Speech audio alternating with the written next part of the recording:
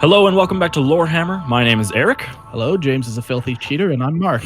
I thought we weren't going to do that. All right. And then joining us today for this very special edition of Lorehammer Lockdown is a friend all the way from across... Whoa. Lover. Sorry. Is a friend of the road. Lovers of ladies of the evening. A friend with benefits. Matt, all the way from UK. Hello, how you doing, guys? Good. It's good to have you on again. Yeah, fantastic. How are you doing, brother? Oh, very good. It's a pleasure to be back. There's nothing that brightens up this quarantine more than hearing your voices. And now everyone can hear yours. Oh, yeah. Unfortunately, that's the sacrifice they have to make. We'll set up another email titled I fell in love with Matt's voice at gmail.com. For everyone wondering, I did make a James complaint. Did you really? I did, yeah. Oh. Yeah. So James complaint at gmail.com. And then what's the other one? I love Matt's voice. I fell in love with Matt's voice. Yeah. I go onto the Instagram with Mark sometimes, and it's the amount of people on there who appear to just want to have sex with beards. That's what really gets me.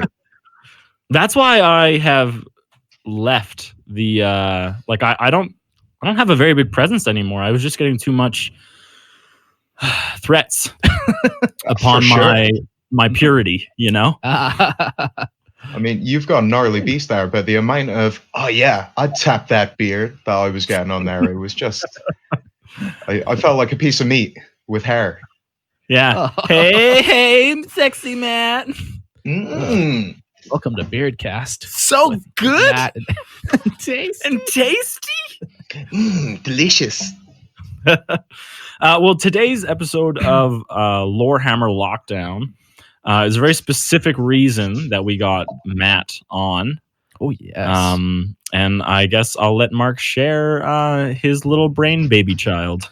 All right. So me and Matt are going to be hosting a pen and paper RPG on Discord.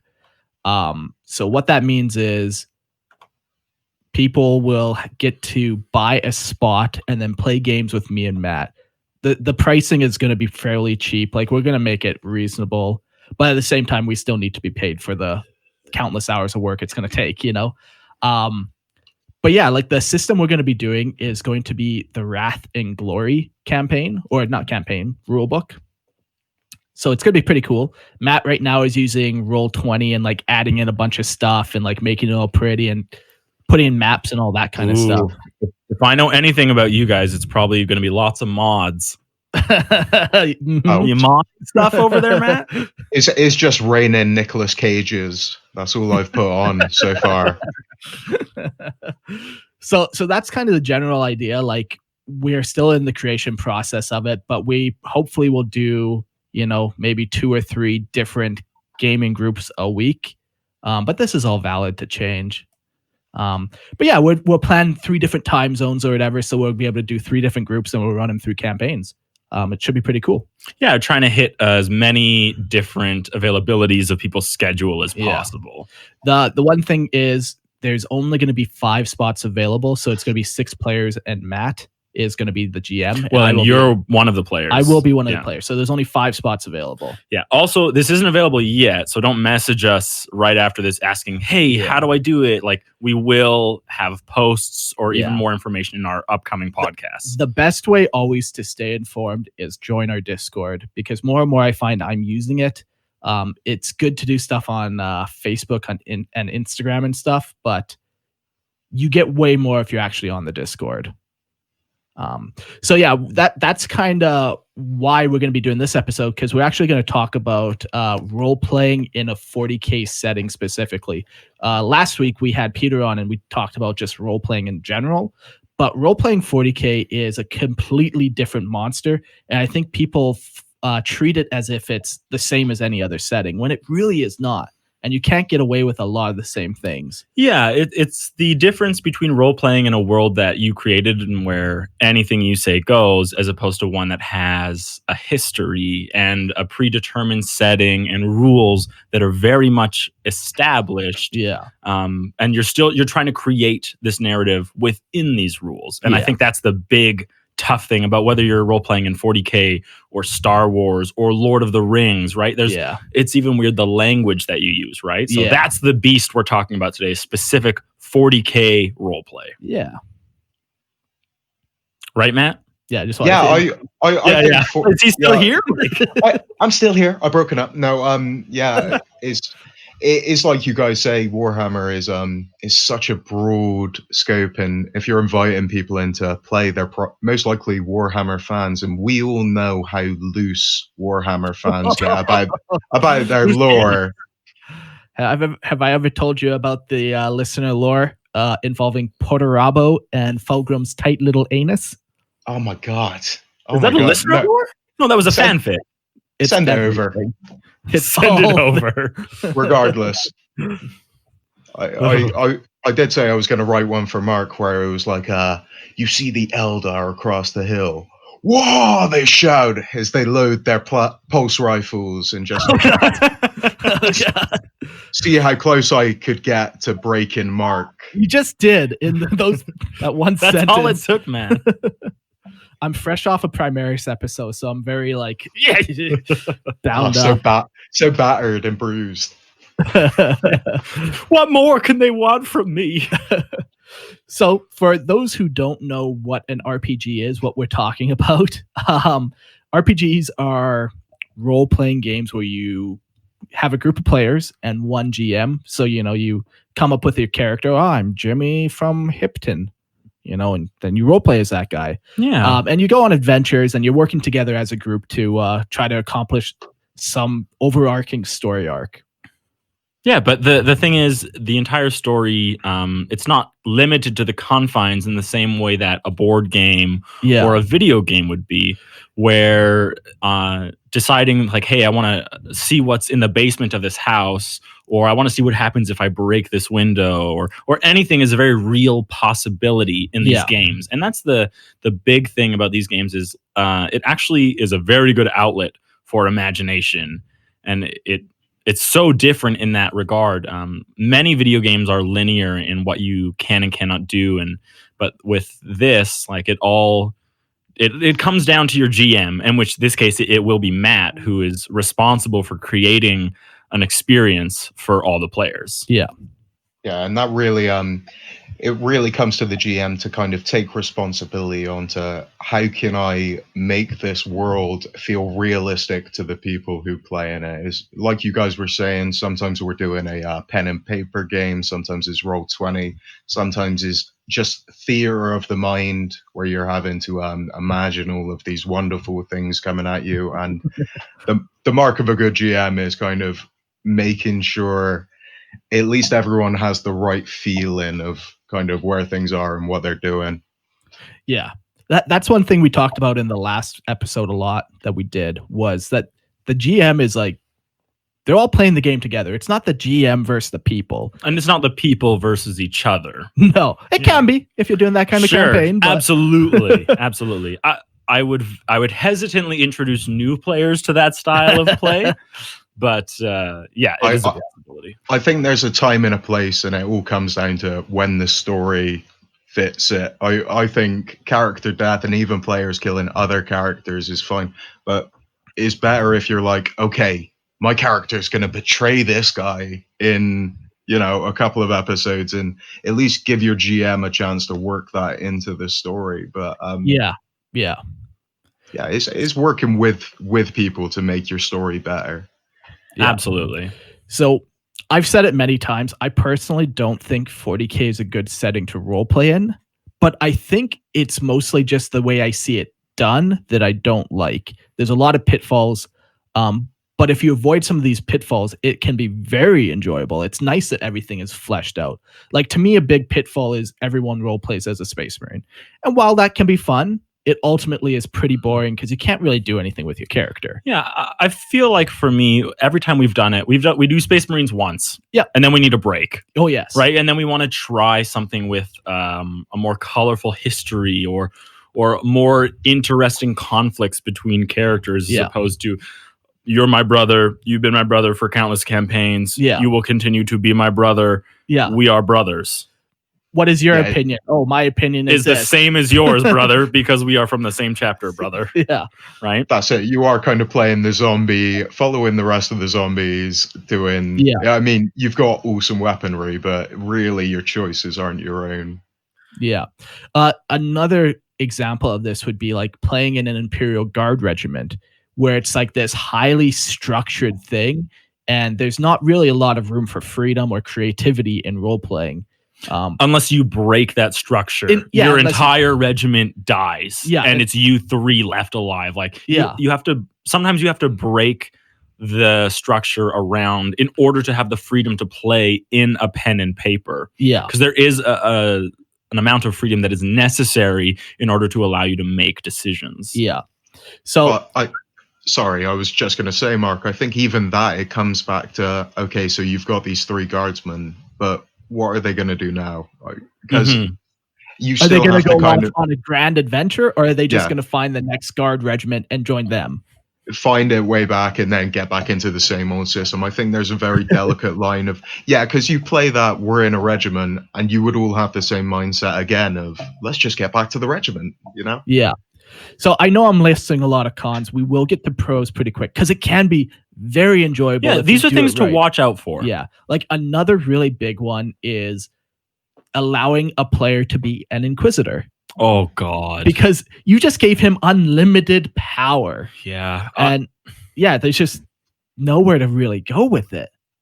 Yeah, you need that balance. Like, you can't have one character who's like the top dog, because it makes the story all about them, and it makes the rest of your players just supporting actors in their film, is absolutely.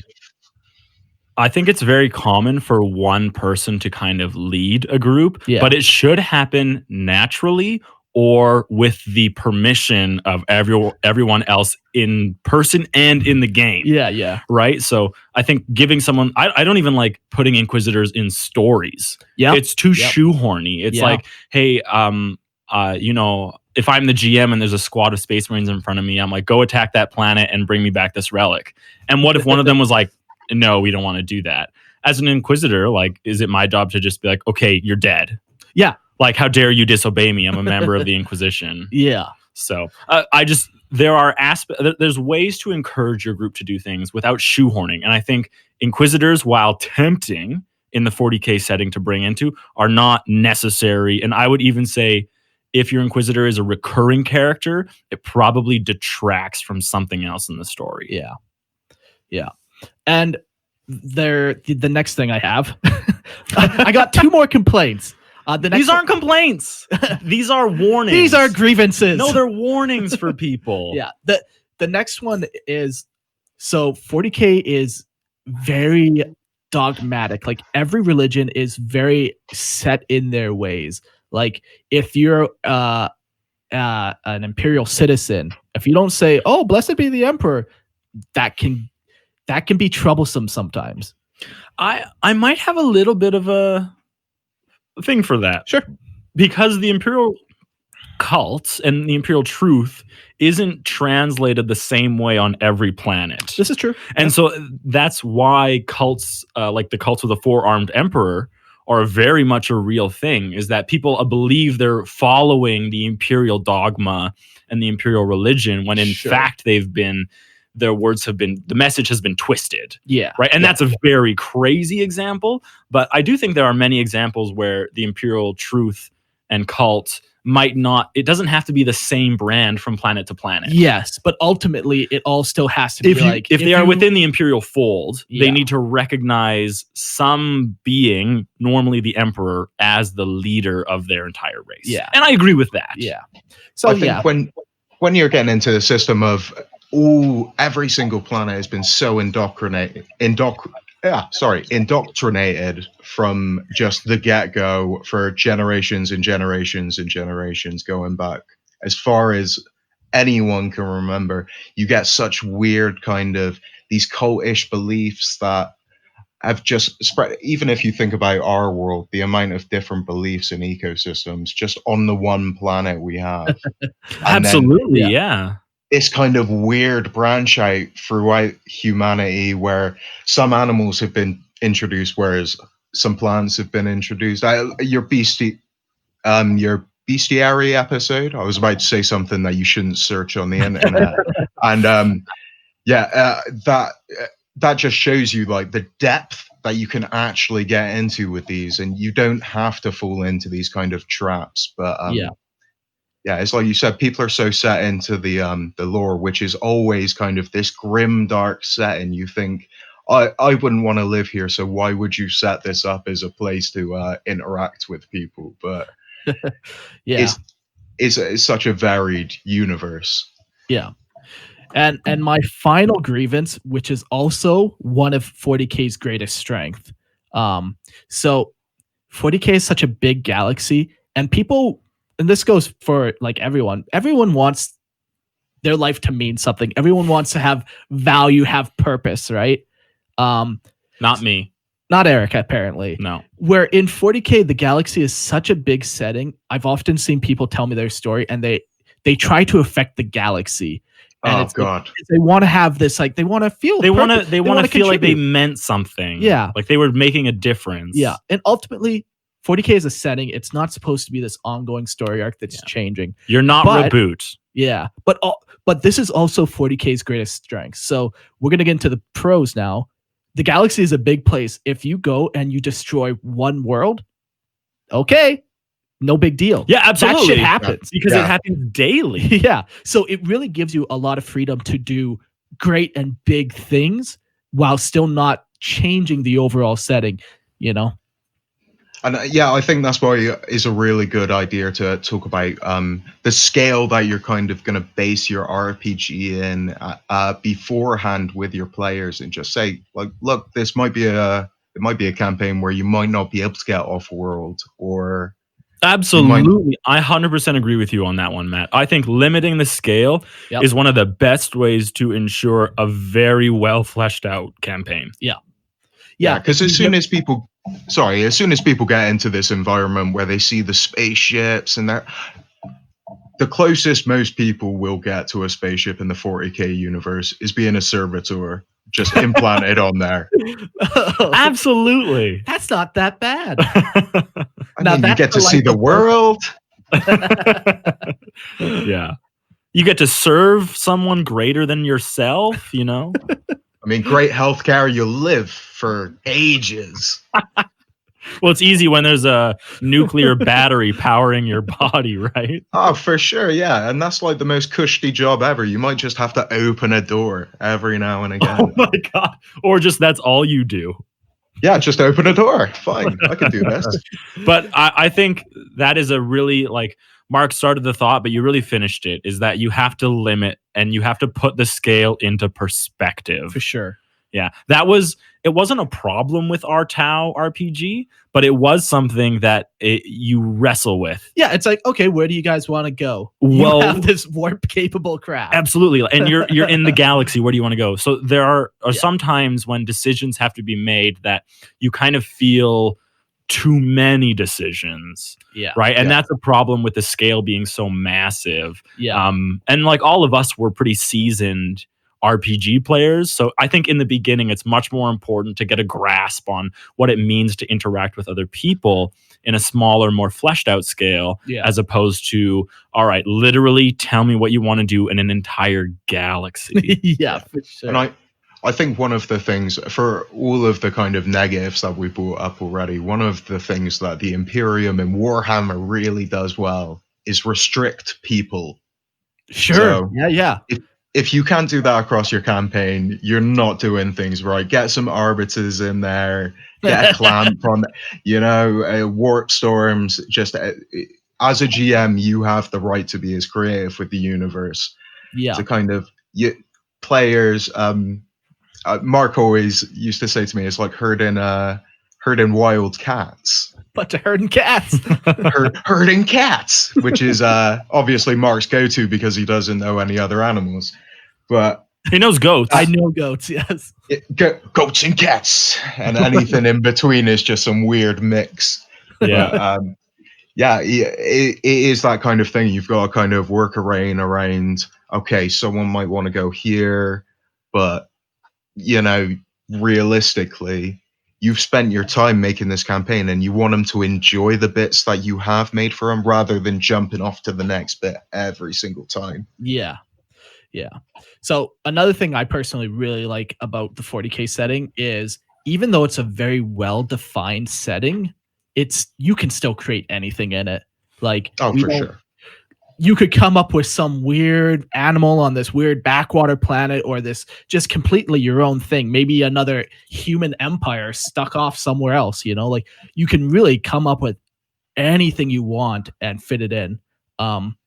Like people have joked around that the Warhammer Fantasy World, like the old one, not AOS, was actually just some backwater world in 40K where like all these races are just fighting for it. It's like it has no relevance to the whole galaxy as a whole. So 40K is really nice because you can do that. But on the flip side, it's also so established that for me, when I was doing the Tower RPG, I loved like going through just a random Lexicanum article and finding, oh, I've never heard of that Xenos race. Let's implement that. Yeah, that's exactly it. I mean, it is such a rich mine to kind of dig from. The whole 40 years or whatever we've got now of Warhammer. Yeah. You can just put in anything you like, and realistically, you can justify it. You think about how many separate stories have happened on Terra, on that one planet. Yeah, trillions. When you summarize it like that, it is kind of as long as you're not breaking those core restraints. And I told my girlfriend that I was writing a story, and I was like, I need to get these people to go here. And she was like, who's the main guy in Warhammer? And I was like, the Emperor. She was like, he shows up and he just tells them to go there. And I was, in a dream or through tarot. For sure. I mean, there's ways of kind of doing that. And yeah, my God. I never even thought about introducing tarot into like my gaming systems. Oh, it's going to be exciting. But I'm definitely doing that. Funnily enough, I actually made a tarot deck out of a set of playing cards for one of my D&D campaigns, and I'll tell you, it's one of the best things to screw with your players, because as soon as they pick up that death card and they don't know what it means, that's awesome. Yeah, it's really good. I had a little look at fortune telling and stuff, and it makes for a good thing.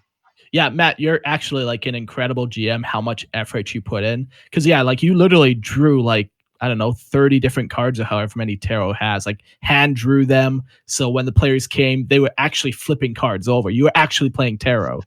Yeah. I wrote down everything. I wrote myself a little guide about the way they were drawing cards, meant different things on the book. And it's kind of like, if you can use that to refer to the way I was using it, I tried to refer to the issues in the campaign I was having with certain players. If they were being a bit too dickish with other players or something like that, I would kind of be like, your ways have been too aggressive in the past. Like, sure. And you're telling the barbarian that. Yeah, you're getting people. It's just about getting your players to think in different ways, because it's so difficult to get people to engage with just a story. Where it's easier for people like us because we're all into Warhammer. Most of us have got quite active imaginations. We know what we want our armies to look like before we've taken them out of the box. But for people who are newer to RP and RPGs, like, you really want to help them build up that setting and make the world as rich as and you a can. Confidence. Sure. You have to help them build up the confidence to step in. That should almost be a rule before you go like role playing with people. You should almost have to go out for drinks or something. Like do a line of Coke. Just to familiarize yourself with the other people. In just the group. A quick 19-hour acid trip. Yeah, shoot some hot H. Yeah, nice. Yeah, that's how I start off all my RP games anyway. And after after four after 4 hours, we start playing. So yeah, no, but I bringing it back to like little props like that is just stuff to get people engaged. And obviously, now that we're kind of all taking a bit more isolation from each other, especially in the UK, where it is really not a good idea to be, bringing a group of lads around and licking each other, then is great to role playing. It's a role play, mom. Yeah, so is really good to, and programs like Roll20, and I'm sure there's many others out there. They're good for kind of getting your maps up, having tokens, moving things around, and that's what we're working on with this kind of project, is making it look as slick and professional as possible. Yeah, no, you're putting in like actual work into it. No, it's looking great. So yeah, I'm sorry. So what's some other like awesome elements of role playing in 40K? So I thought I did kind of jot down some notes, and I thought some questions that I would want answered is kind of, why is 40K a good setting for RPG? And if I could just ask you two first, because I know, Mark, I've heard your kind of ideas, but why do you think it is a good setting for an RPG? You've kind of gone over it. Yeah, like I said, like I like that it's an established universe, but at the same time, I can contribute my own story to it. I like taking throwaway lines and building off of it, or just adding to it or tweaking it slightly, and making it my own.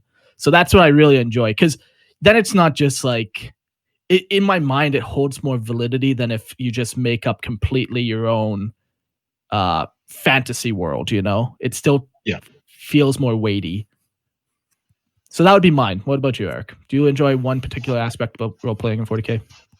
Yeah, I think it's kind of double fold. There's one, like the grim, dark, religious, pious, dogmatic, traditional, ritualistic, like that aspect of 40K really speaks to me. Sure. And that's probably why I got stuck in Black Templar, and now I'm like, I love Grey Knights, right? But so I love that. But if ever there's a time where I'm not feeling that, I can create a planet that literally has no dogma, no rituals, no tradition. Yeah. And that's what's great about 40K, I think, is there is an established, like, here's what the majority of all beings feel. Like, this is like the grimness that is life, that pervades everything in 40K.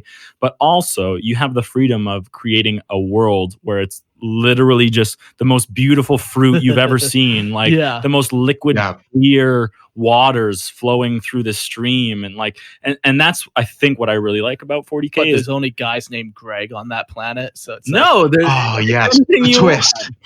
That's a good thing. But I think that's what I really like about 40K, is that anytime where you're feeling like, it's a little too grim, or it's a little too dark, or we've been playing this theme for 5 episodes in a row now, let's get something different. And you're very much allowed to build something that goes completely against the established setting of 40K. Yeah. As long as you keep it localized, and as long as you don't say, this is what now the Imperium does. Yeah, exactly. Right? Let's examine like Lord of the Rings, role-playing in Lord of the Rings. There is a certain theme and setting to Lord of the Rings. You cannot bring in a laser sword to Lord of the Rings. Sure. You just, like, to do that, people would just be I'm like, just no. thinking, I'm like, scanning my brain. I'm like, come on, there has to be one laser sword in Lord of the Rings. But you're right. Right. Like, there's 2. Yeah. You can't have a blaster in Lord of the Rings, right? And I think that's one of the interesting things about 40K is, like, you can do a setting, you could say Lord of the Rings is in 40K, and no one would bat an eye. Pretty much. Yeah, exactly. Dragons and whatever. Yeah, you can throw and there's magic, right? And there's these beings of power that rule over, like, this entire land. Like, how is that different from where Mortarion grew up? Sure. Right? Sure. Like, exactly. Yeah. That's, I think, what I like about 40K is just the fact that anything goes in this setting, but also the setting that's been established is extremely well done. Yeah. And I think that's another good thing about like potentially leading people in to kind of these 40k RPGs is very daunting to kind of go up to someone and be like, hey, do you want to listen to 70 episodes of Lorehammer so you understand this thing that I like to talk about? I want to tell you a game about it now, but you have to understand 2,000 other things whilst I tell you this first sentence. Absolutely. Like, you can introduce people into a minimal understanding of 40k, or you can really like dropping the word the Inquisition to a newcomer means nothing. Yeah. Exactly. Yeah, it doesn't hold any weight. Absolutely. But dropping it, like if Mark and I are playing and you're like, an Inquisitor shows up, you recognize the eye, like it's branded on their forehead. He and I are like, well, shit, we're going to die now. Right? Yeah, like there's a level why of does every campaign end like this? Yeah. And that's the thing. You could, if all of your group of friends were, say, Star Wars guys, you could always just base the start of your campaign in a kind of Star Wars setting, and you've got this more Star Wars setting, but eventually you start to bring forward these things. Maybe they transfer out their kind of phase blasters for bolt guns, and they find different things like that. You know, is about kind of making it relatable, easing people in, and just getting them interested enough that they're like, what? That's a sword, but it's got a chainsaw in it? I'm going to have a look at this. You know, and really, that's the way we all kind of got hooked, is those little bits that interested us and made us want to learn about things. Absolutely. So if you had one answer, Matt, why do you think 40k is a good setting for role-playing?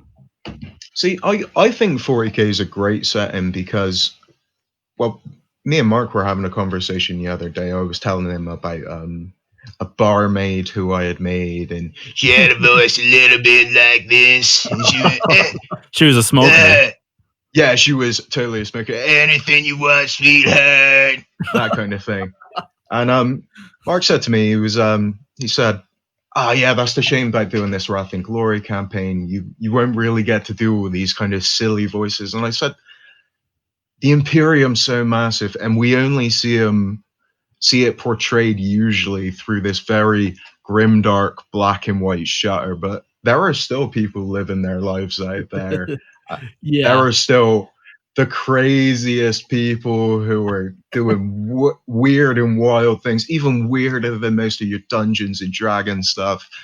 And I quickly denounced what I said as soon as you're like, oh yeah, just imagine going into like the underbelly of like some, mile-long spaceship with all the riffraff. It's like, mutant twist club playing pound music, and there's so many crazy places in the Imperium where you've got drug dealers trading skooma on the streets, and it's wild, man. Yeah. And it's picking up things like that you can really you can make things fun again, because you don't want to have someone playing a 40-hour campaign where it is just bitter and they don't feel like heroes. They feel like survivors in a horrible world. I can't believe you've done this. You still want to give them that edge of like, maybe I'll survive. Yeah, for sure. So yeah, I think that's what really makes it interesting. How do you go about developing and maintaining a decent storyline then in 40k? Well, I mean, there's so many different places. I think setting's very important, and I think, like we were talking earlier about scale, I think you've really got to be versatile to the experience of the players that you have and how experienced you are as a GM. And again, it comes back to working together as a team to tell a good story. And you could effectively set your campaign in a universe, a galaxy, a planet, a town. I was talking to Mark about how I wanted to set up one where I would just make 20 Imperial Guard pre-made sheets, and you would be in a bunker, and there was an oncoming Nid invasion, and as soon as you died, well, it was like a one shot, but you would upgrade every time, so you were eventually getting better and better characters, and it would upgrade the story. But it was one of those one shots where it's all campaign, all combat, kind of running people through things, which was the way my guys like to kind of play. But again, that comes up to whether you want to do a one shot for your campaign, whether you want to expand it over multiple episodes, because there's nothing saying that when you start a campaign, it has to be limitless or it has to have That's true. In fact, I a think decided ending. Yeah, I think most campaigns should actually have an ending in mind, something that the GM knows when this happens, that's that. Yeah, because it's just there's only so much you can do. Yeah, it's just like those TV shows that should have ended 3 seasons ago, but are still dragging on. It's like, no, this show would have been awesome if they just fucking ended it season 2.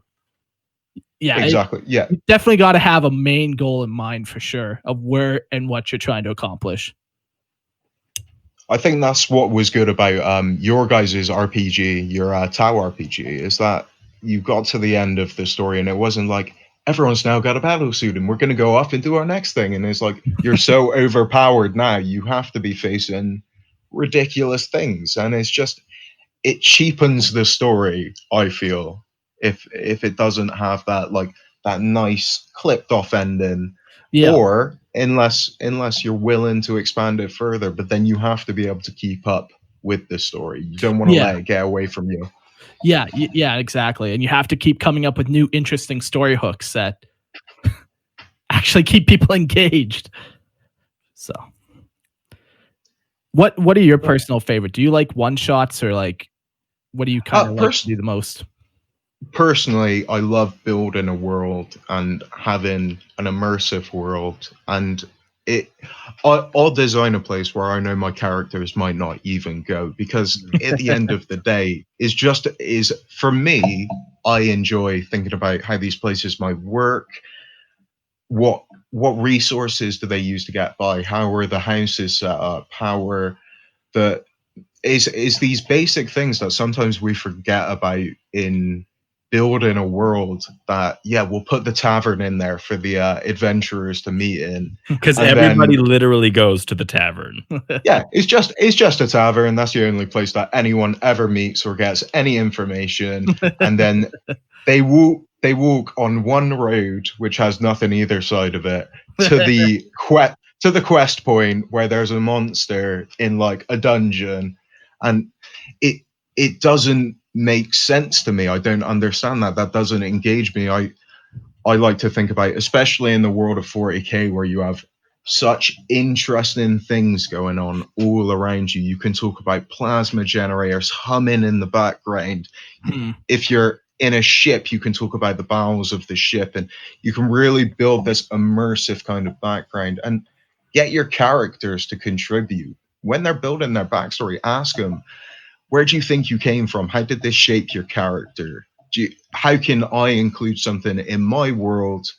Are you a guardsman? Were you born on a void ship? Did you get here by chance? Really, and make them think about their character as a person, instead of, this is my frame so I can roll dice to kill monsters. Yeah. Just so you can get better gear to kill better monsters. Yeah, exactly. It's not at the end of the day, this is what makes it better than a video game, is that you can go about things in such a different way. And I think it cheapens any RPG to just be like, I'm just going to throw some dice and do the max damage. For sure. Yeah. But I think developing and maintaining a decent story is, some people, they like to have a clear defined end goal in mind, but then they get worried. People throw around terms like railroading a lot, where shoehorn, hand of God. Oh my God, yeah, you're pushing me to play the game that I said I would play with you. So sometimes it's like that, and sometimes it is like, no, you're not letting me play my character, and it has to be very clear between you and the GM that if you don't like something like that, step aside afterwards, tell them about it. And especially in 40K, railroading has got a little bit more liberty because it is such a grim, dark world. Okay. Yeah, there's like a level of, I am just a small guy, that everyone kind of accepts, even in 40K, because there's always someone more powerful and with more authority than you. Yeah. Exactly. And as a GM, you can play to that as much as you need to without necessary. A lot of people feel bad about being hard on their players. Personally, it gives me the most satisfaction I can find in life at the moment. But for other people, yeah, they tend to feel like they're cheapening the story by not letting their players do exactly what they want. Sometimes you're cheapening the story by caving to someone who wants to do something that's detrimental to your story. Yeah. Yeah. You can't just give everyone what they want because they don't understand the larger goal in mind, that they might be wasting a lot of time with something potentially really boring, where the boring thing that they thought they would be doing is a really interesting, lively thing that you've set up. Yeah. Yeah, like that's the thing. Like the GM has put time into his story, so it's going to be better than if you just make him make shit up on the spot without any prep. And I don't know where the fun in that comes from for a player. Sometimes if your GM's not actively prepping you for stuff, yes, make him go out of his way to kind of make stuff up for you. But if he looks like he's established and he kind of wants to get on with things, there's no reason to get in the way. Yeah, exactly. And it comes back to that like agreement that everyone is playing this together. You've all come here and you've decided to play this together.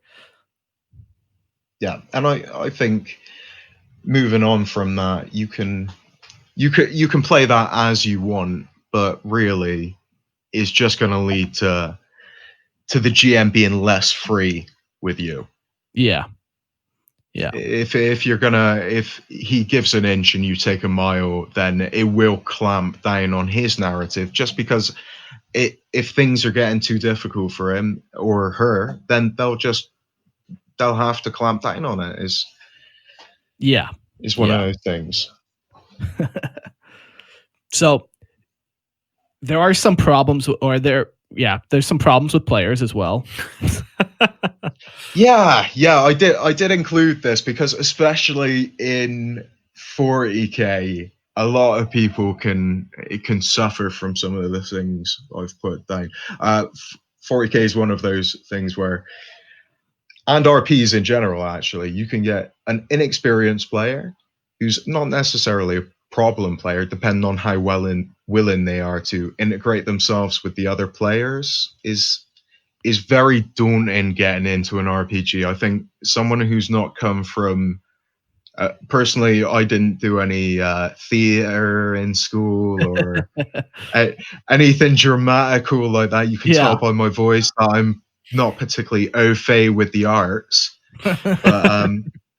But yeah, coming into a room where everyone kind of has to reach into a part of themselves that you don't use in a natural day-to-day kind of situation, it can be quite daunting, and you have to try and get more experienced players to just nudge those people into the right direction. Yeah, and even just having the GM as well, like if it's a new player, like actively doing things with the new player to keep them involved. Yeah, for sure. And especially in 40k, you might have someone who's not experienced with 40k. It's so easy to break this down into relatable chunks if you don't get away from yourself too heavily. If you're describing an Arbites, do not go into the rules, the strictures, the eating habits of the Arbites. Just tell him for the moment, it looks like a big tough dude and you think he might be with the police. Get him to roll an investigation and then give them the information they want. You need to be bite-sized with this kind of thing. Yeah, knowing where to draw the line of important information and just flaunting your 50 hours of listening to Lorehammer knowledge. God, yeah. You might as well just pause the whole game, play him the episode that you want him to listen to. I'll be right back. Yeah, I never actually considered like the because I don't have a lot of experience GMing, but I've never considered about being intentional with what information I give about a specific subject that is enough of a hook to get people who are interested to ask more questions. I've never considered what's enough information I can give about this person to have people wanting more. And that's a very interesting goal to have. And the intentionality is intriguing to me. Yeah. I think is sorry, Mark. I was No, only going to it's all say I good. think I'm just going to interrupt you. This is my podcast now. You're not the first person to try to take this away from me. For sure.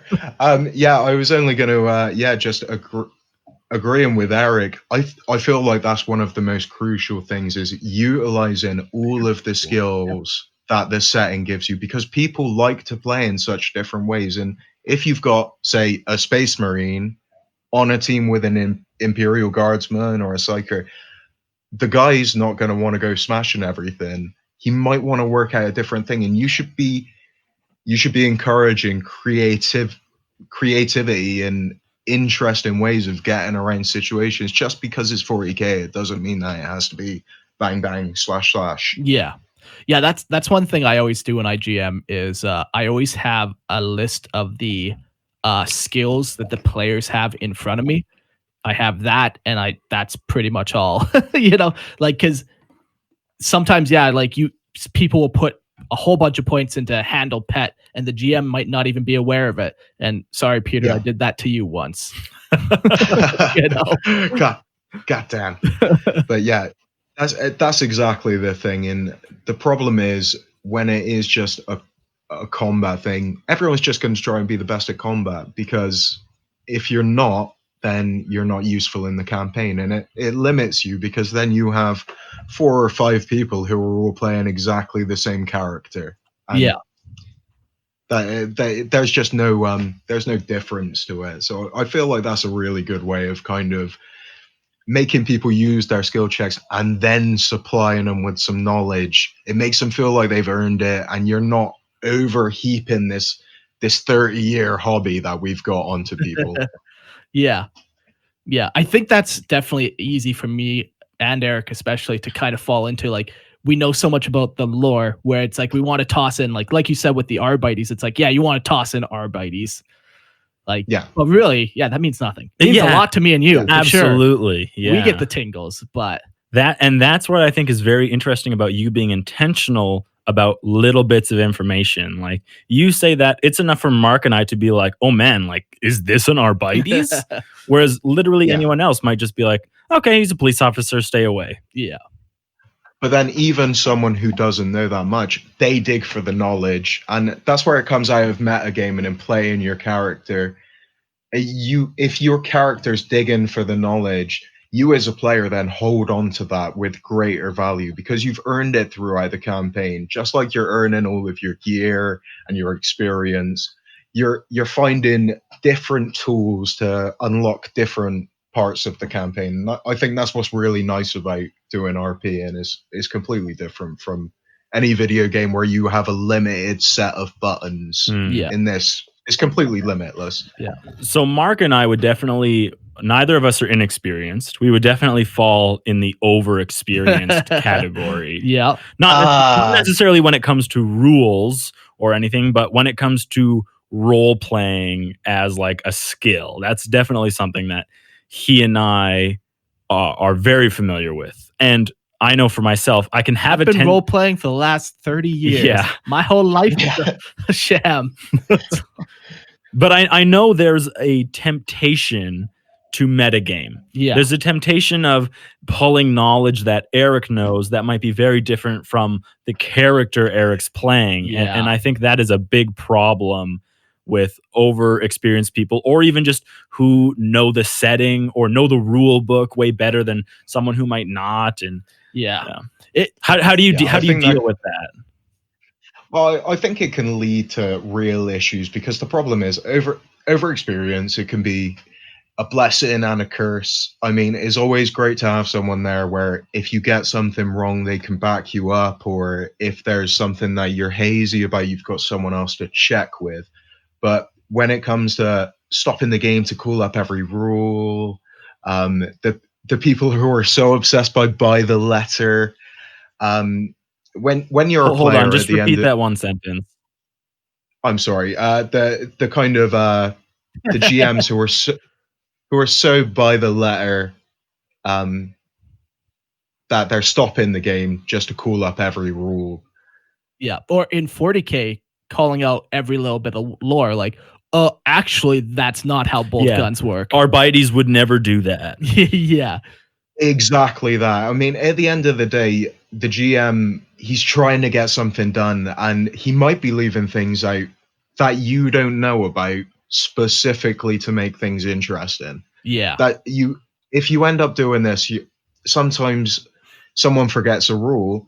The other day I forgot a rule, and it was literally 5 minutes before we were meant to end the game, and someone wanted to check the book on. I just said to him, look, I'm not gonna. We can discuss this afterwards, because it is a discussion between you and your players. But when it comes to the fact that you've got 5 minutes left, or it's going to take 30 minutes to thumb through an obscure rule, just really, everyone else is waiting on you, and it doesn't help. Yeah, and so that kind of, it comes down to, I think the GM ultimately is he kind of has to have the cojones to just kind of tell people, you know what, like, this is what we're doing. And then be firm. You got to be firm. Like, and then players need to have a respect for the game master, understanding, like, okay, even if it's not something I appreciated in the moment, like, we can talk about it later. But there's a matter of respect for the GM as well for everyone else playing. Yeah. But at the same time, it is nice to question the GM sometimes. Like, sometimes the GM is wrong. Sometimes bullshit happens. Yeah, but you got to definitely know when that is, and when you're just like you said, Matt, there's 5 minutes left in the game. What rule you're looking up doesn't matter. Let's just move past it. And that's the thing. I think as a GM, you have to be willing to, if you have messed something up, hold your hands to it and say, look, I can go back in time and change the whole story, but I'm willing to give you something back. Because at the end of the day, you're not trying to screw each other over. You're trying to, even if you say, like, look, have a bit more experience for it because it should have been easier for you, or, something along those lines. Because at the end of the day, you all want to be happy with the game that you're playing. Yeah. And when it comes to over-experienced player, they should understand that the most, that you can get bogged down in rules. Metagaming was another thing that I wanted to talk about, where it's like you guys said, you've got such a vast knowledge of the universe. You might see something that in character you wouldn't know. Yeah. But it's very difficult to separate yourself and say, I know that's a bad place to go, but I'm not going to go in it because of this, this, and this. Again comes down to the GM saying, look, you can talk about this as much as you want, but that's an out of character thing that you're saying. It doesn't affect what happens in the game. And if people try and pull you around, then you've got to find a way of dealing with that, and because it is getting in the way of other people's enjoyment. Yeah, absolutely. Yeah. You've got one more on here for a problem with overexperienced players. Yeah, I think the final one is building your character to be the Mary Sue, Gary Stu kind of PC. I'm the best at everything that I do. I will solve every problem that comes at me, be it physical, mental, constitution-based. These kind of players. This campaign is you working with other people, and your GM, unless he's a particularly bad GM, will not be focusing on your character for the whole campaign. Yeah, you may get bits in the spotlight, but you can't build yourself to be the guy who solves every problem, because otherwise it turns your other players into supporting cast, and everyone should be a hero. Well, that's odd, because I'm pretty sure Peter's built a couple games that have revolved around me only. Well, I don't know what you're paying, man, but I'm all for giving a character story and helping them build their backstory, but when you're the other guy sat around the table and is like the 5th 4-hour game, and you're like, oh, so he's going down another tunnel. We definitely talked about that with Peter, about how it's great to have your moment in the spotlight, but you need to be respectful and also let other people have their moment in the spotlight. Yeah. Yeah, exactly. Otherwise, they don't feel like they have influence, because they're not influencing their story. They're influencing your story. we're also kind of talking about the last person you have written down here, which is like that guy. It's very similar. It's an attitude of having to be the center of everything that you wrote down, and constantly tries to like push their idea of what this story should be like, and their idea of how they want the flow to go. And that's just not a pleasant experience for anyone. Yeah. And even for exactly. Sorry, Matt. It's always me. This is why, like, so people are going to listen to these couple episodes and be like, oh, you've had people on before. I'm like, yeah, but even with Matt, like a really good friend who I talk to every day, we still interrupt each other. Yeah. Like this is not the ideal recording scenario. I'm just so excited to be here. It's 2:30 in the morning. I've never been so awake. Oh, sorry. So what were you saying, Matt? My bad. Sorry, I was going to say, is when it comes down to it, the players just won't enjoy playing with you anymore, because that's being aggressive and rude and not working well with the party, shooting down everyone else's ideas. The story is not about you. You're not the lead.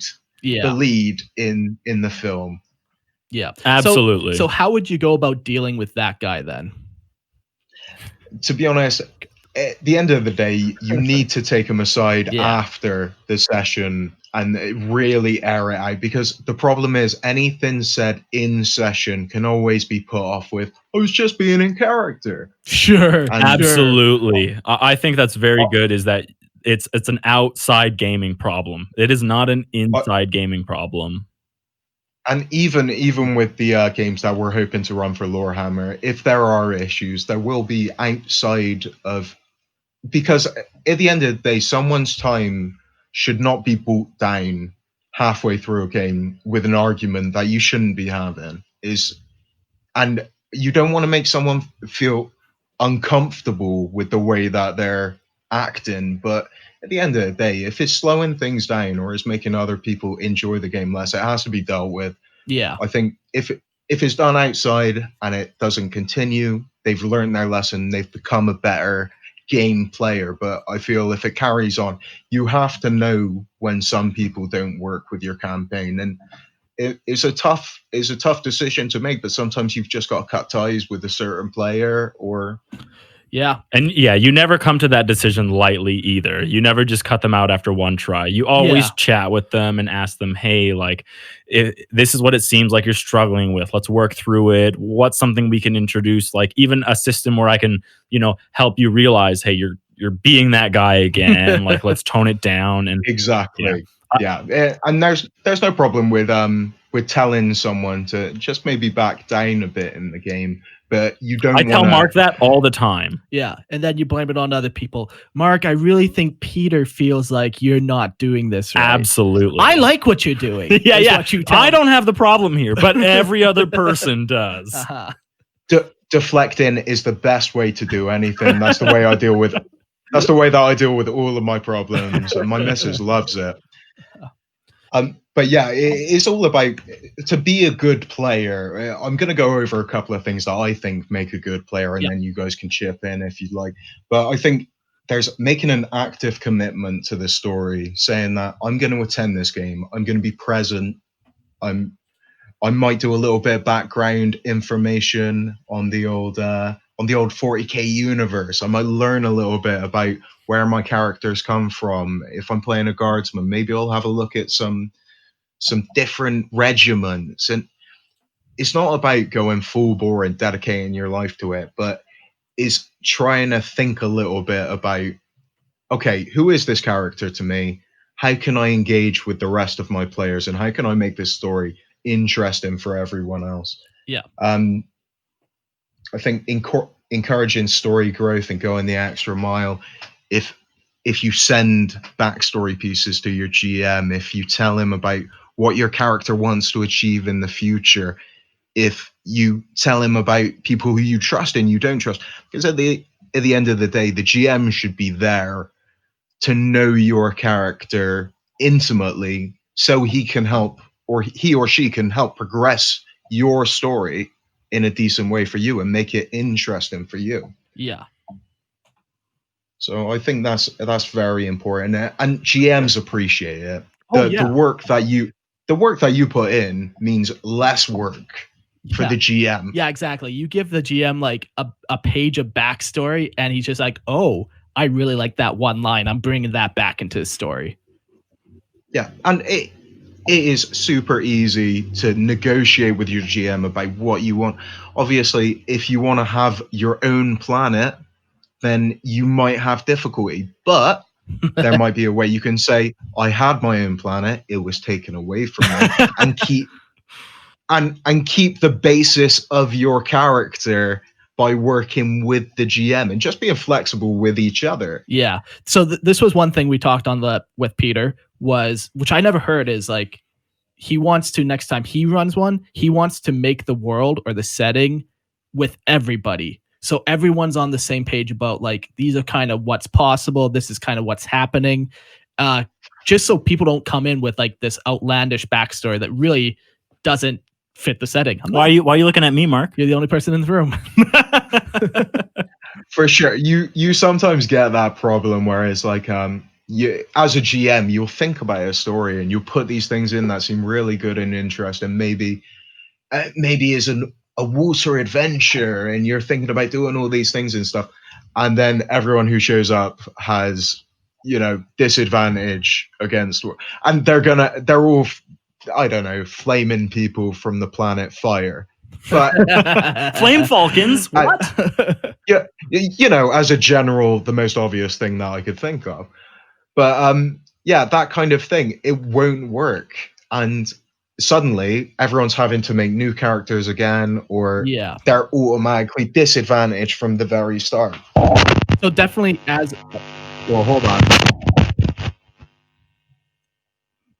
Hey, Matt. Hey. You here? Your microphone. I'm here. Up. Yeah, you just had a weird buzz. Maybe it's from one of your wires or something. Sorry, bud.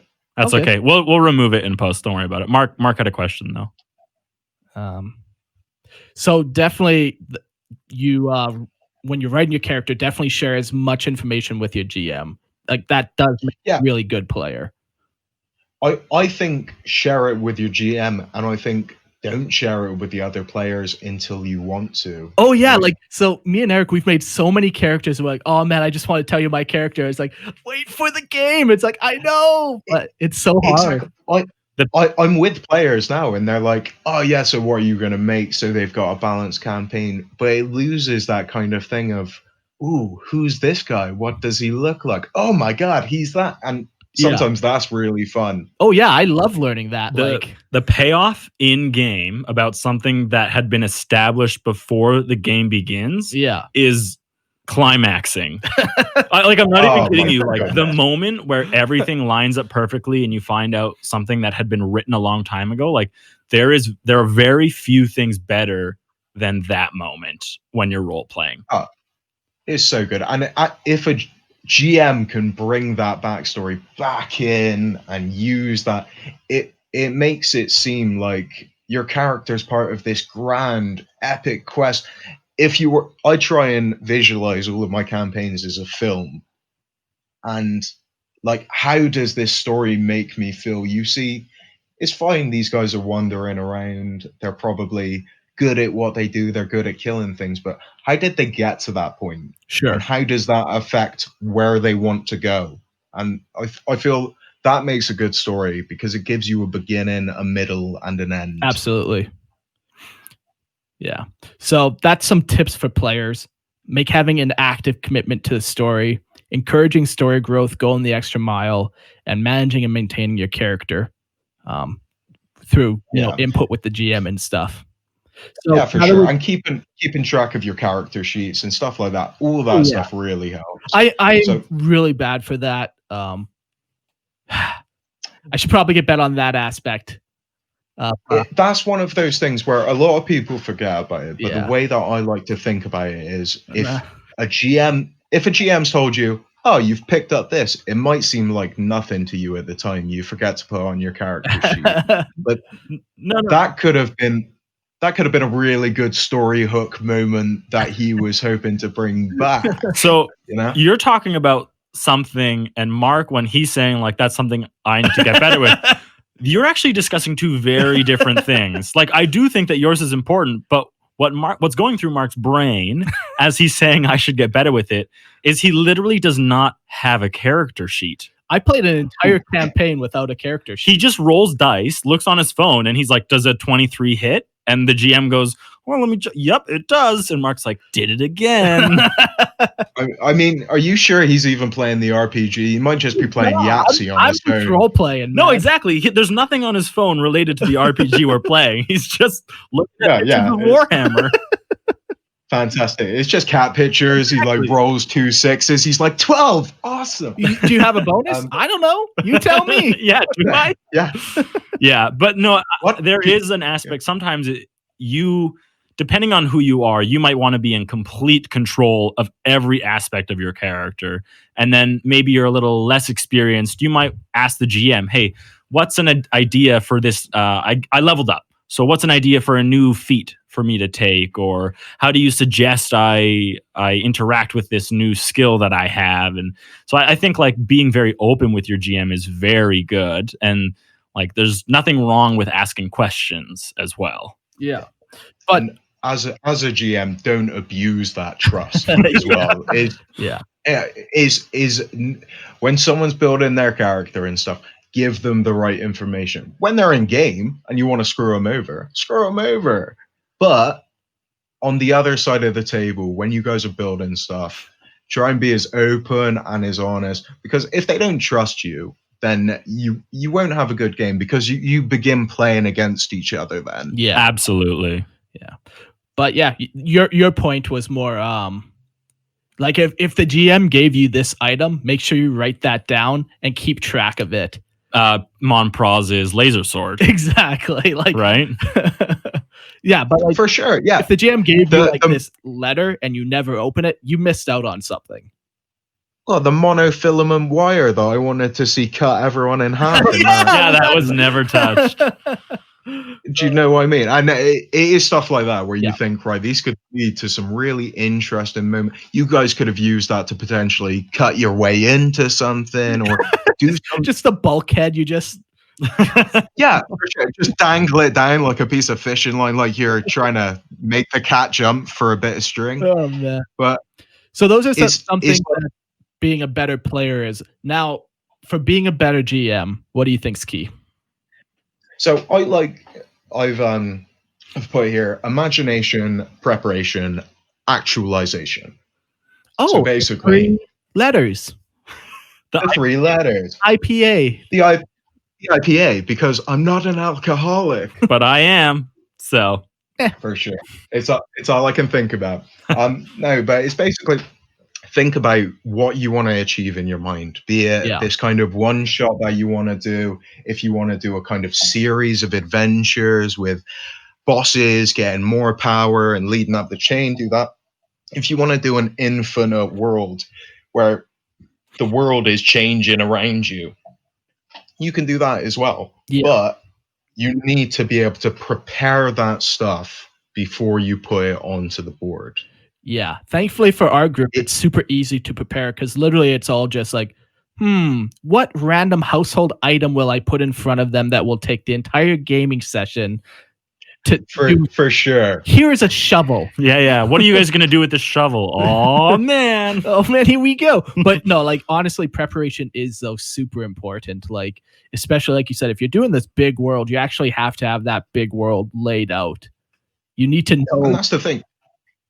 Even for a smaller world, like if I was doing this bunker, I would have ideas about how people move throughout, where positions of attack are coming from, of things that they could potentially use. Is kind of thinking, how are these guys going to deal with whatever I throw at them? Yeah. And how can I give them different things to make it more interesting? Yeah. Because I think if you get at least enough preparation that you have an idea of, okay, they may potentially come across this, they may potentially come across that. You've got a good kind of foundation to lead people into this actualization of actually playing the game. Yeah. Have an idea of your mind instead of I walk into a building. What do I see? It's like a room, and it's kind of dark.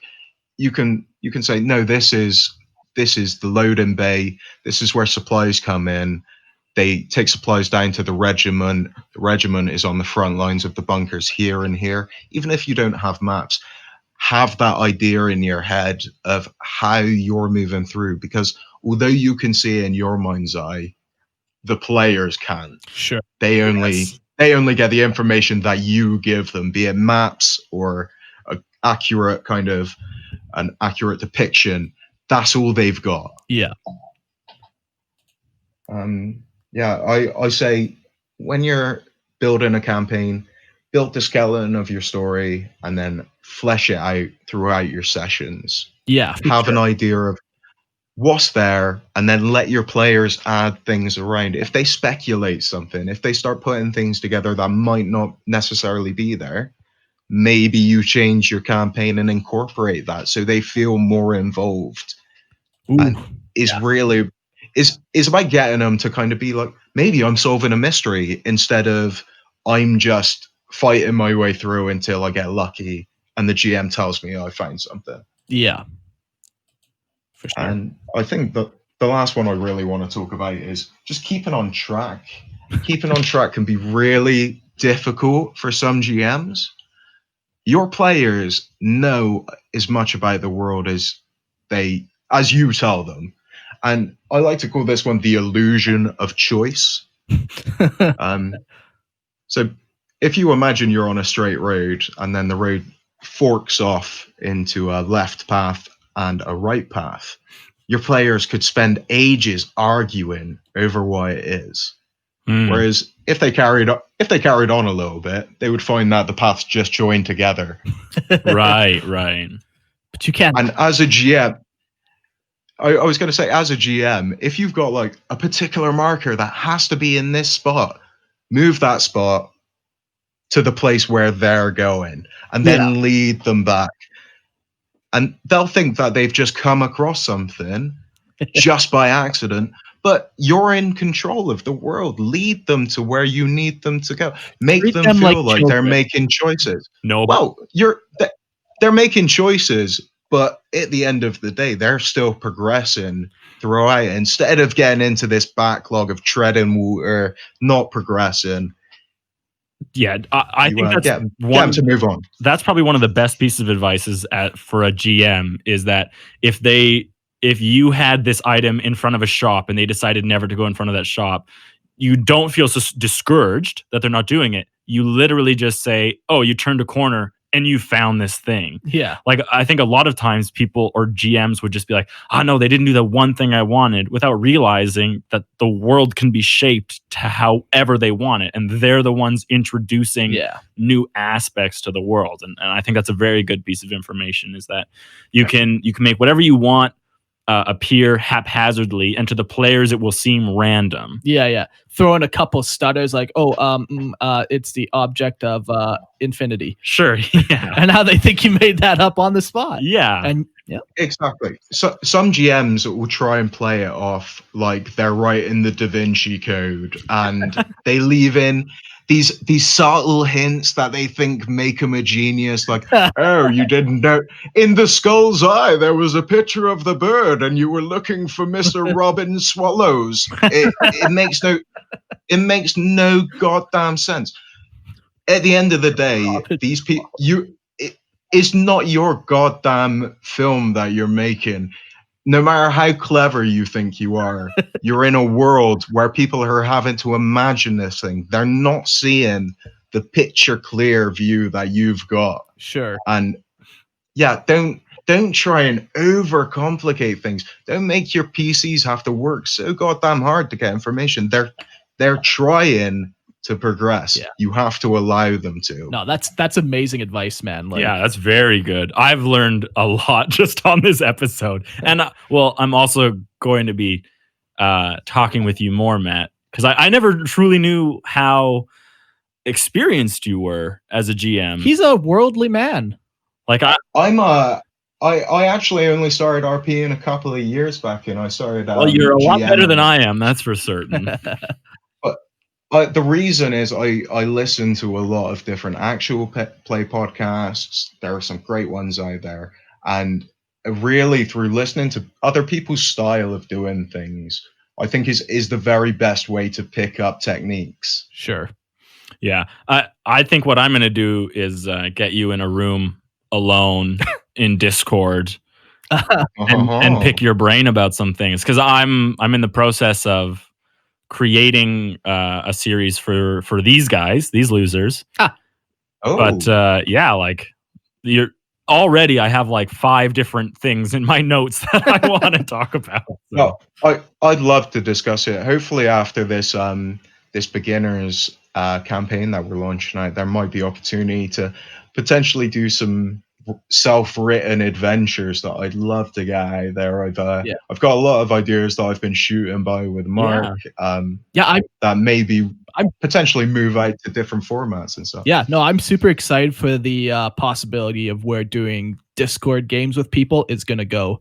The first one, it's going to be very much like our first attempt with this system and stuff. But yeah, like once we kind of get the how it's kind of going, how we can utilize Roll20 the best and stuff. Yeah, like I want to hear your crazy stories that you're going to share.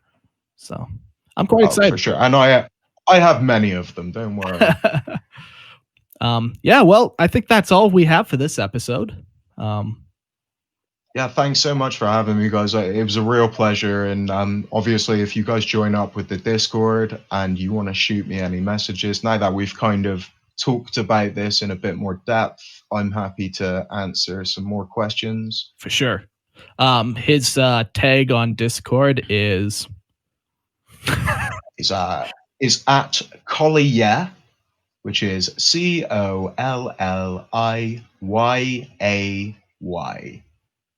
Oh no, it's not. Why? I think maybe Collier. Wait, yeah. Did Mark write your Discord name down wrong? It's quite possible. No, I think I'm not even looking at my phone because I'm low on battery, so I might die. Well, either way, if you go on our Discord, we have like you'll be under lore guest. You'll have a purple tag, and it'll be like Collier.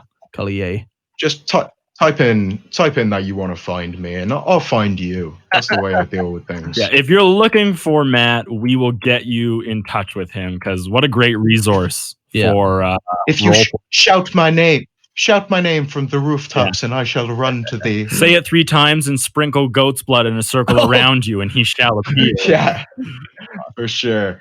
So, and don't forget to email us at ifellinlovewithmattsvoice@gmail.com. Yeah. Well, thank you so much for joining us, Matt. Honestly, this has been a really cool, educating episode for me. I feel like I learned a lot, and I feel like you shared some really insightful content. Yeah, for sure.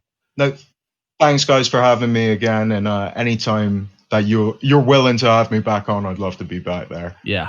Well, you just got to come back to Canada, man. That's literally what I was gonna say. Yeah, like fuck the corona, I guess. Just oh my god, I need to move out there, go into the wilderness, because England is screwed, man.